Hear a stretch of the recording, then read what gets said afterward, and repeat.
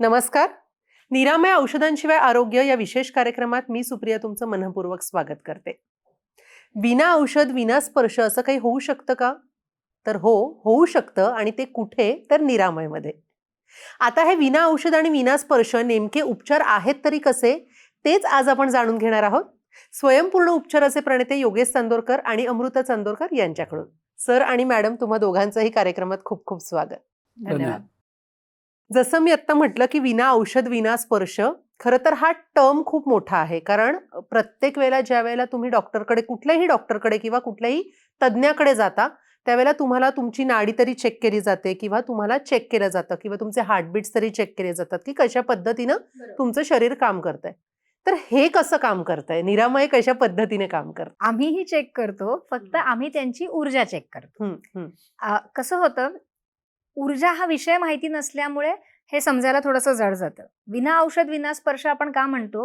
कारण उपचारांमध्ये औषध तरी पाहिजे, नाही तर स्पर्श तरी पाहिजे, ही एक संकल्पना आपल्या मनामध्ये दृढ आहे. आणि म्हणूनच आपण ह्याला विना औषध विना स्पर्श हे शब्द प्रकर्षाने दिसावेत असे घेतलेले, की औषधही नको आणि स्पर्शही नको. मग काय, मग उपचार कसे होणार? तर मुळातच हे सगळं चराचर सृष्टी जी चालली आहे ना, ती 5 तत्वांवर चालली आहे. मनुष्य हा निसर्गाचाच एक भाग आहे, हा देखील 5 तत्वांपासून बनलेला आहे आणि ह्याचं चलनवलन देखील ह्या 5 तत्वांवरच अवलंबून आहे. जोपर्यंत ही तत्व तुमच्यामध्ये संतुलित आहेत ना, तोपर्यंत तुमचं चलनवलन छान आहे, तुम्ही निरोगी आहात. पण जेव्हा केव्हा त्याच्यामध्ये दोष निर्माण होतो, त्यावेळेला आजार निर्माण होतो. आता तुम्ही एखाद्या आयुर्वेदिक वैद्याकडे गेलात तर ते तुमचं कफ वात पित्त नाडी तपासतात, त्रिदोष तपासतात. आणि ज्या वेळेला तुम्ही ॲलोपॅथी किंवा मॉडर्न सायन्सकडे गेलात तर ते काय बघतात, तर ते तुमच्या शरीरातली वेगवेगळी रसायनं, केमिकल्स, एन्झाईम्स हे तपासतात. सो काहीतरी तपासलं जातं. आता आम्ही काय तपासतो, तर आम्ही 5 तत्व तपासतो. आम्ही देखील तपासतो. मग ही 5 तत्व आहेत कुठे? तर मग योगशास्त्र काय म्हणतं, की हे शरीर जे चाललंय हे या 5 तत्वांनी चाललंय. आणि ह्या 5 तत्वांचा साठा कुठे आहे? तर तो आहे तुमच्या प्राणमय कोशामध्ये, ज्याला अलीकडे आपण ऑरा हा शब्द वापरतो किंवा मराठीमध्ये याला आभामंडल म्हणतात. मग ही आभा म्हणजे काय? तर आभा म्हणजे ऊर्जेचा संचय. मग हा ऊर्जेचा संचय ज्याकडे जसा आहे त्याप्रमाणे त्याचं चलनवलन सुरू आहे. ज्याच्या आभेमध्ये ही ऊर्जा छान, पॉझिटिव्ह आणि भरपूर आहे, तो उत्साही आहे, तो एकदम एनर्जाइज्ड आहे आणि तो एकदम ऍक्टिव्ह आहे. पण ज्याच्याकडे ही ऊर्जा कमी आहे, तो थोडासा ठीक आहे. आणि ज्याच्याकडे खूपच कमी आहे किंवा नकारात्मकच आहे, तर मग तो मरगळलेला आहे. ही ऊर्जा आम्ही तपासतो. म्हणजे जेव्हा रुग्ण येतो, रुग्ण आल्यानंतर आधी फॉर्म वगैरे भरून घेतला जातो, त्याची सगळी माहिती घेतली जाते आणि त्याच्यानंतर जेव्हा थेरपिस्टच्या समोर तो बसतो, त्यावेळेला आम्ही आमच्या ऊर्जेने त्याची ऊर्जा तपासतो. ती ऊर्जा जाणवते, वेगवेगळे फिलिंग्स आहेत त्याचे, वेगवेगळ्या जाणीवा आहेत त्याच्या. आणि आता आपण ऑराचे फोटो, ऑराचं स्कॅनिंग पण केलं जातं, त्याचे रिपोर्ट्स पण जनरेट होतात, त्याच्यामध्ये वेगवेगळे रंग दिसतात त्याचे. त्याच्यामुळे ती वेगवेगळ्या रंगांची आहे, जी आपल्या नॉर्मल डोळ्याला दिसत नाही, पण ती कॅप्चर करता येते एका विशिष्ट टेक्निकनी, सॉफ्टवेअर मधनं त्याला आपल्याला पाहता येतं. जसं आपण एक्सरे काढतो, एक्सरे काढल्यानंतर कशी आरपार तुमची हाडं आणि त्या सगळ्या गोष्टी दिसतात, तसा हा जो ऑराचा फोटो असतो त्याच्यामध्ये तुमच्या भोवतालचं हे आभामंडल हे त्याच्यामध्ये कॅप्चर होतं. आम्ही ज्या वेळेला थेरपिस्ट बघतो त्यावेळेला आम्ही आमच्या एनर्जीने ती एनर्जी तपासतो. जसं लहान मूल जन्माला आल्यानंतर त्याला गरम गार माहिती नाहीये, आपण सांगतो ना की तिथे हाय गरम आहे, भाजेल. पहिल्यांदा कुठे माहिती आहे त्याला? जेव्हा केव्हा ते पहिल्यांदा त्या गरमला स्पर्श करतं तेव्हा त्याला कळतं की गरम म्हणजे असं, गार म्हणजे असं.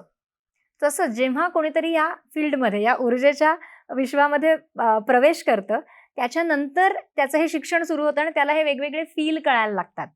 जलतत्व म्हणजे काय फील आहे, अग्नितत्व म्हणजे काय फील आहे, आकाश तत्व म्हणजे काय फील आहे, हे सगळे फील आहेत वेगळे वेगळे. आता आपण इथे बसलेलो आहोत तर ह्या खुर्चीचा फील वेगळा आहे ना, आणि ह्या टेबलाचा फील वेगळा आहे. ह्याच्यात पण 5च तत्व आहेत, पण ह्याचं जे काही रेशो आहे 5 तत्वांचा तो वेगळा आहे, कारण इथे सॉफ्टनेस आहे. म्हणजे ह्याच्यामध्ये आकाश तत्व, वायू तत्व जास्त प्रमाणात आहे, त्याच्यामुळे ह्याच्यामध्ये एक सॉफ्टनेस आहे, पण त्याच्यामध्ये हार्डनेस आहे लाकडामध्ये. याचा अर्थ तिथे वायू तत्व कमी, तिथे पृथ्वी तत्व वाढलं. तत्वांचंच कॉम्बिनेशन आहे. जेव्हा या क्षेत्रामध्ये आम्ही असतो त्यावेळेला आमच्या एनर्जी बॉडीला म्हणजे आमच्याच आभामंडलाने आम्ही रुग्णाचं आभामंडल तपासतो आणि हे वेगवेगळे फील हे जाणवतात. त्याच्यावरनं कळतं की डोक्यापाशी कोणती एनर्जी साठलेली आहे, हृदयापाशी कोणती एनर्जी साठलेली आहे, पोटाच्या आजूबाजूला कोणती एनर्जी साठलेली आहे आणि तुमच्या पायाच्या आजूबाजूला कोणती एनर्जी साठली आहे. आणि मग जी साठली आहे ती हेल्दी आहे, अनहेल्दी आहे, अनावश्यक आहे का आवश्यक ऊर्जा आहे, काम जास्त चालू आहे म्हणून ती तिथे निर्माण ती झालेली आहे. संतुलित करायची. आणि मग ती एकदा कळल्यानंतर त्या रुग्णाचा एक प्रोटोकॉल म्हणजे काय तर लाईन ऑफ ट्रीटमेंट ठरते. ती ट्रीटमेंट सॉफ्टवेअर आपण डेव्हलप केलेलं आहे आणि काळाबरोबर आम्ही पुढे चाललेले आहोत. सो रुग्णाशी बोललं जातं, त्याचा ऑरा चेक केला जातो आणि मग त्याची लाईन ऑफ ट्रीटमेंट ठरते. समोरासमोर त्याला ट्रीटमेंट दिली जाते. ट्रीटमेंट म्हणजे काय आहे तर त्याला डोळे मिटून एक 10 मिनिटं शांत बसायला सांगितलं जातं. एक मुद्रा सांगितली जाते, त्याला शांत श्वसन करायला सांगतो आपण. आणि मनामध्ये सकारात्मक विचार, त्याला विचार करायचा आहे की डोक्याच्या केसापासून पायाच्या नखापर्यंत जे काही दोष माझ्यामध्ये आहेत ते ताबडतोब मुळापासून नष्ट होऊ दे. म्हणजे सकारात्मक विचार आला म्हणजे सकारात्मक वाईब्स त्यांनी पण निर्माण करायची आहेत. आणि मग आम्ही काय करतो तर आम्ही त्याच्या ऑरामध्ये जे अनावश्यक साठलंय ना ते त्या ऑरामधनं रिलीज करतो, वातावरणामध्ये मुक्त करतो. आणि मग तिथे जे आवश्यक आहे, जे कमी पडतंय, ज्याच्यामुळे आजार झालाय, ते वातावरणातनं घेऊन त्याला देण्याचं काम करतो. सो ही आहे ट्रीटमेंट. आमच्या समोरनं झाली ट्रीटमेंट, त्याच्यानंतर तो उठला, त्याच्यानंतर पुढची ट्रीटमेंट त्याला घ्यायची आहे फोनवरनं. मग ती व्यक्ती कुठेही असू दे, तिथनं त्यांनी निरामयमध्ये फोन करायचा आहे. त्याची लाईन ऑफ ट्रीटमेंट ऑलरेडी आम्ही ठरवलेली आहे. आता आमच्या हिलरची टीम आहे जी 24 तास काम करते. फोन केल्यानंतर त्या रुग्णाला सांगितलं जातं की ठीक आहे, ते तो रुग्ण सांगतो की आता मला ट्रीटमेंट घ्यायची आहे. मग आम्ही म्हणतो की ठीक आहे, हरकत नाही, तुम्ही आता बसा, आपण करूया ट्रीटमेंट. आणि मग फोन डिस्कनेक्ट करायचा आहे आणि ते जिथे कुठे आहेत तिथे जसं आम्ही त्यांना सांगितलंय ती मुद्रा करून त्यांना एक 10 मिनिटं शांत बसायचंय किंवा ते झोपून पण ट्रीटमेंट घेऊ शकतात. त्यावेळेला जे आम्ही केलं, जे नको आहे ते तिथून काढलं आणि जे हवंय ते दिलं, ते सगळं आमचे हिलर्स करतात. अशा पद्धतीने रेग्युलर ट्रीटमेंट घेतली जाते. 15 दिवसांनी आम्ही फॉलोअप घेतो. तुम्ही ऑनलाईनही फॉलोअप देऊ शकता, येऊनही देऊ शकता. 5 शाखा आहेत आपल्या, पुणे, मुंबई, चिंचवड, कोल्हापूर आणि नाशिक. सो रुग्ण येऊन फॉलोअप देतात किंवा ऑनलाईन देतात आणि मग 15 दिवसात ते सांगतात की माझ्यामध्ये काय बदल आहे. आम्ही तपासतो की एनर्जीमध्ये काय बदल आहे आणि मग त्यानुसार पुढची ट्रीटमेंट दर 15 दिवसाला ही ट्रीटमेंट ठरत जाते, बदलत जाते आणि तो व्यक्ती बरा होत जातो. नक्कीच. सर, या विषयाशी थोडासा वेगळा प्रश्न मला एक पडला. तो म्हणजे मगाशी मॅडम बोलता बोलता असं म्हणाल्या की इथे थेरपिस्टचं शिक्षण सुरू होतं की त्यांना जाणवायला लागतात की या वेगवेगळ्या ऊर्जा किंवा तत्व कसे आहेत. तर जर निरामयमध्ये किंवा स्वयंपूर्ण उपचार ह्याच्यात जर मुलांना शिक्षण करायचं असेल तर आपण असे थेरपिस्ट तयार करतो का? मुळातच आपल्या संदर्भातले जे कोणी आहेत त्यांना आपण नक्की तयार करतो. म्हणजे जे आपल्याकडे कामाला आहे, 24 तास आपल्याकडे जे कामाला करणारी मुलं आहेत त्यांना आपण नक्की तयार करतो. आणि व्यतिरिक्त लोकांसाठी पण आता एक कोर्स डेव्हलप करणं, डिझाईन करणं चालू आहे. मुळात असे वाटतं तितकं सोपं नाहीये. बरोबर. जेवढं ऐकून आणि बघून सोपं वाटतं, जसं मॅडम म्हणलं की आता समोर 10 मिनिटात ती ट्रीटमेंट होते, पण 10 मिनिटात कोण ट्रीटमेंट करू शकतं? जो त्यात खूप काळ काम करतोय. नवीन माणसाला ते तितकं सोपं आहे का? तर ते तितकं सोपं नाहीये. त्याच्यामुळे तो असाच 2 दिवसात 4 दिवसात असं ते शिकता येऊ शकतं का? त्याच्यावर माझा विश्वास नाही. त्याच्यामुळे आपण जो कोर्स डिझाईन करतोय तो कमीत कमी 6 महिने ते 3 वर्ष एवढा मोठा असण्याची शक्यता आहे आणि त्याचं आता काम सुरू आहे. त्याचं खूप काळ का म्हणजे गेले 2-3 वर्ष आपण त्याच्यावरती काम करतोय. कशा पद्धतीने हे लोकांना सोप्या पद्धतीने सांगता येईल, करता येईल आणि त्यांच्याकडनं ते करवून घेता येईल. तेव्हा इतरांसाठी हे होणार आहे का? तर ते होणार आहे. नजीकच्या भविष्यकाळात ते नक्की होणार आहे.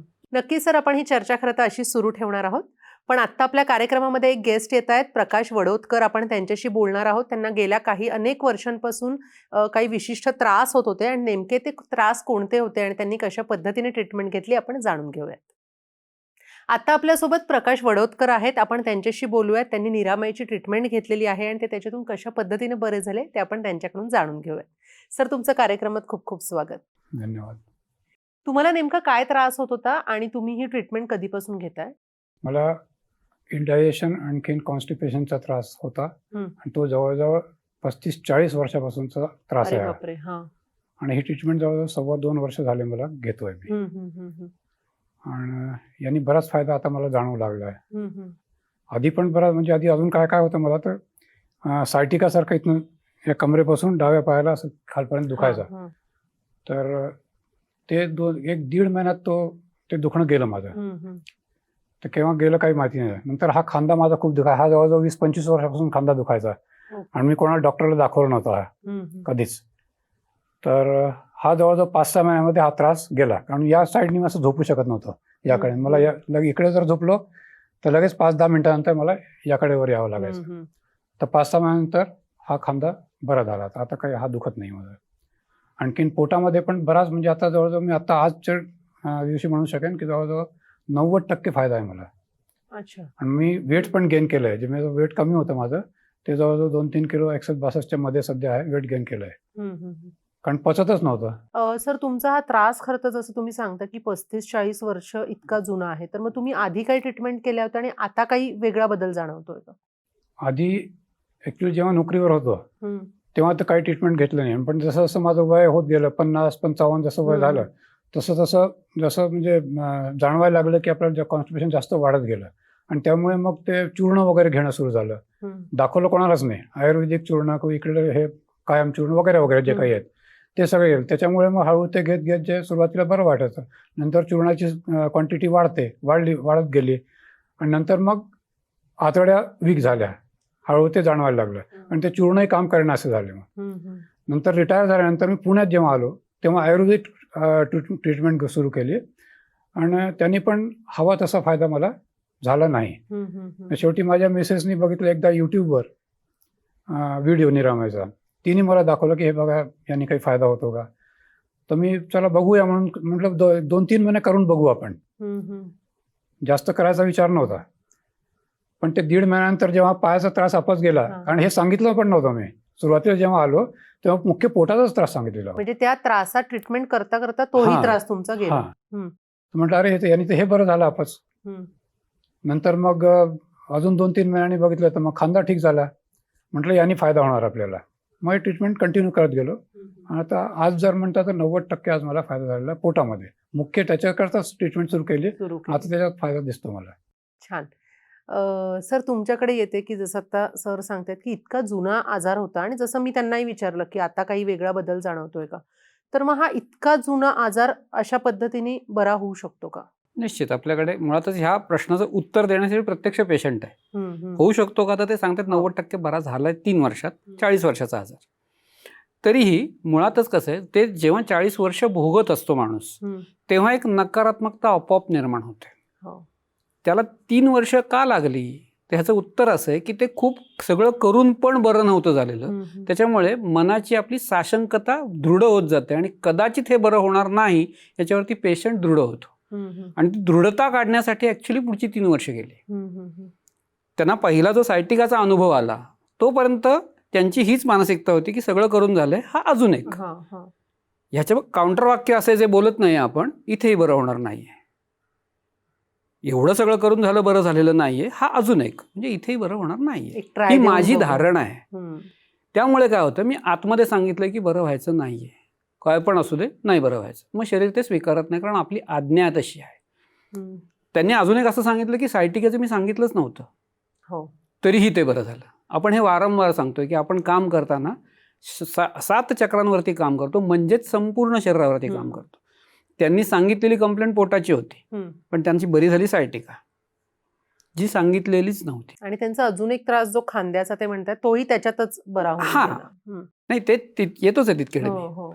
सायटिकेचं त्यांची तशी दृढ भावना नव्हती, हम्म, हम्म, हम्म, हम्म. कारण नव्हतंच काही, सांगितलंच नव्हतं. तिथे ऊर्जा गेली. शरीराचा मूळ धर्म आहे स्वतःला बरं करणं. त्यांनी ती वापरली, सायटिका बरी झाली. हम्म. मग त्यांनी हळूहळू खांदा सांगितला, खांदा पण बरा झाला. बरा झाला. आता हा खांदा का बरा झाला आणि पोट का नाही बरं झालं, तर खांदा बरा होणार नाही ही धारणा नव्हती. हम्म. सायटिकेच्या अनुभवानंतर खांदा पण बरा होईल ही धारणा होती. खांदाही पटकन बरा झाला. हम्म. आता हे दोन्ही बरं झाल्यावरती ह्याला पण मला नक्की परिणाम मिळणार आहे ही धारणा आपोआप निर्माण झाली अनुभवाने, बरोबर. आणि पोटामध्ये फरक पडायला लागला. हम्म, हम्म. आता 90% बरं झालंय. पुढच्या 15 दिवसात, महिन्याभरात उरलेलं पण होऊन जाईल. सर आत्ता जसं म्हणतायत की एखादी धारणा आपल्यामध्ये निर्माण होते की आता आपलं हे बरं झालंय, हे बरं झालंय, मग आता हे बरं होईल. मग ह्या सगळ्या गडबड गोंधळाशी आपण कसं डील करायचं? खरं तर हाच प्रश्न असतो रुग्णांचा, की तो विचार कसा बदलू मी. कारण माझ्या मनामध्ये ती भीती बसली आता.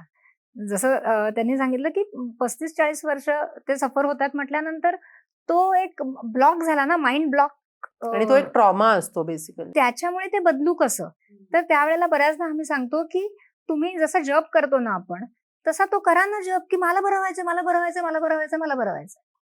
हा, कदाचित ते दुसरं मन कसं आहे, प्रत्येकाचं 2 मन असतात आणि प्रत्येकाचंच एक मन नकारात्मक असतं. अगदी तुमचं आमचं पण, की ते तुम्हाला निगेटिव्ह गोष्टी दाखवत असतं, की असं झालं तर, तसं झालं तर, नाही झालं तर. पण दुसरं मन जे असतं ना, ते त्याला समजावतं ना. ते म्हणतं की बघू, आपण करू प्रयत्न, होईल काहीतरी पॉझिटिव्ह. हे दुसरं मन बोलत असतं, तेव्हा ती पॉझिटिव्ह असते. पण ज्यावेळेला दुसरं मन पण निगेटिव्ह होतं, ते म्हणतं अरे बापरे, खरंच की, मग काय करू आपण, उद्या असा प्रॉब्लेम आला तर काय करू आपण, असं जर दुसरं मन पण म्हणायला लागलं की मग ती व्यक्ती निगेटिव्ह कडे जायला लागते. त्याच्यामुळे सकारात्मकता आपण देतोच आहे, पण त्याचबरोबरीने त्यांनी पण, त्या रुग्णाने पण जर ती स्वतःमध्ये डेव्हलप केली तर गोष्टी अजून फास्ट होतील. आता त्यांचा सायटिकाचा प्रॉब्लेम गेला, खांद्याचा प्रॉब्लेम गेला आणि आता पचनाचा पण रिकव्हर होतो. त्यामुळे जेव्हा आपण 5 तत्वांना बॅलन्स करत असतो ना, तेव्हा प्रॉब्लेम काहीही असू दे, तो बरा होतच असतो. तुम्ही सांगा किंवा सांगू नका. आज ते रिटायर्ड आहेत, पण ते स्पोर्ट्स पर्सन आहेत आणि ते आजही इतके ऍक्टिव्ह आहेत. ते सायकलिंग करतात, ते टेबल टेनिस खेळतात, ते खूप ऍक्टिव्ह आहेत. आणि त्याच्यामुळे खरं तर त्यांना तो प्रश्न होता की मी इतकं सगळं करतोय, सगळ्या सांगितलेल्या गोष्टी फॉलो करतोय, पण हे होत का नाहीये. सो ही व्हावं, ही त्यांची तळमळ होती. आणि एनर्जी त्याच्यावरती काम करत होती. काही वेळेला असं होऊ शकतं, काही जणांच्या बाबतीत परत एकदा एनर्जी काय करते, एनर्जी रिकव्हर करते. आता रिकव्हर करण्यासाठी आतमध्ये किती एनर्जीची गरज आहे हे त्या शरीरालाच माहितीये. आमचं काम आहे शरीराला जेवढं हवंय तेवढं पुरवत राहणं, आणि शरीर रिकव्हर करत असतं. त्याच्यामुळे कोणी कधी बरं होतं, कोणी कधी बरं होतं, कोणी कधी बरं होतं, आणि आता ते बरे होत चाललेले आहेत. मी टेबल टेनिस खेळतो, सायकलिंग करतो, आणखीन बऱ्याचदा शिड्या धावत धावत चढतो. मी 9th फ्लोअरवर बऱ्याचदा अजूनही पायी पायी जातो. मी 3 फ्लोअर 4 फ्लोअर पर्यंत धावत धावत जातो, 2-2 शिड्या. अरे बाप. आणि त्यानंतर पायी पायी जातोय. 5-6 फ्लोअरवर जाऊन थोडासा रेस्ट घेतो, 2-3-4 मिनिटाचं. त्याच्यानंतर मग शिड्या चढत चढत 9th फ्लोअरवर जातो. दुसरं माझा एक त्रास होता अजून, माझी ही राईट टाच जी आहे ती 5-6 महिन्यापूर्वी अशी दुखायची. म्हणजे झोपून उठलो की थोडा दूर तक असं लंगडत लंगडत चालत जावं लागायचं, म्हणजे 40-50 पावलं समजा. नंतर ती नॉर्मल व्हायची. आता परवा जेव्हा अचानकच माहिती पडलं, प्रशांतचा जेव्हा फोन आला, अचानकच माहिती पडलं की त्यांनी म्हटलं, म्हणजे मी विसरून गेलो होतो टाच माझी दुखते म्हणून. त्यांनी म्हटलं तुमची टाच वगैरे काही अजून काही त्रास आहे का. तर तेव्हा लक्षात आलं माझ्या की हो, माझी टाच दुखत होती, आता दुखत नाही आहे. तेव्हा जाणवलं की दुखत नाही आहे. आता त्याच्यानंतर अजून काही दुखत नाही, म्हणजे एकदम नॉर्मल झाली टाच, म्हणजे काहीच त्रास नाही. म्हणजे तुम्ही हे सांगितलंही नव्हतं आणि तुम्ही ते अचानक बरं होऊन गेलं. छान. तुम्ही तुमचा अनुभव खूप छान पद्धतीने इथे शेअर केला. तुमचे मनापासून आभार. धन्यवाद. आणि आपल्या कार्यक्रमाची वेळ संपत आलेली आहे. खरं तर अजून आपल्याला बोलायला आवडलं असतं, पण आपल्याला इथे थांबावं लागतंय. तुम्हा दोघांचेही खूप खूप आभार. तुम्ही इथे आलात आणि छान या केसबद्दलही सांगितलं आणि छान माहिती दिली. दोघांचेही खूप खूप आभार. धन्यवाद. पेन किलर म्हणजे निरामय असं म्हणायला हरकत नाही, कारण विना औषध विना स्पर्श असे हे उपचार असतात. तुम्हीही अशा पद्धतीने बरे होऊ शकता. त्यासाठी तुम्हाला निरामयमध्ये यायचं आहे आणि जसं की आम्ही तुम्हाला सुरुवातीपासूनच सांगतोय, या काही गोष्टी फॉलो करायच्या आहेत, कन्सिस्टन्सी ठेवायची आहे, ट्रीटमेंट वेळेवर घ्यायची आहे. आजच्या या भागामध्ये आपण इथेच थांबतोय. पुन्हा भेटूयात एका नवीन भागामध्ये. तोपर्यंत नमस्कार. साध्या आजारांपासून ते मोठ्या आजारांपर्यंत घरी राहून फक्त व्हॉट्सअप किंवा ईमेलने माहिती पाठवून लागोलाग सुरू करता येणारे उपचार म्हणजे विनास्पर्श विनाऔषध केले जाणारे स्वयंपूर्ण उपचार. आजच संपर्क साधा.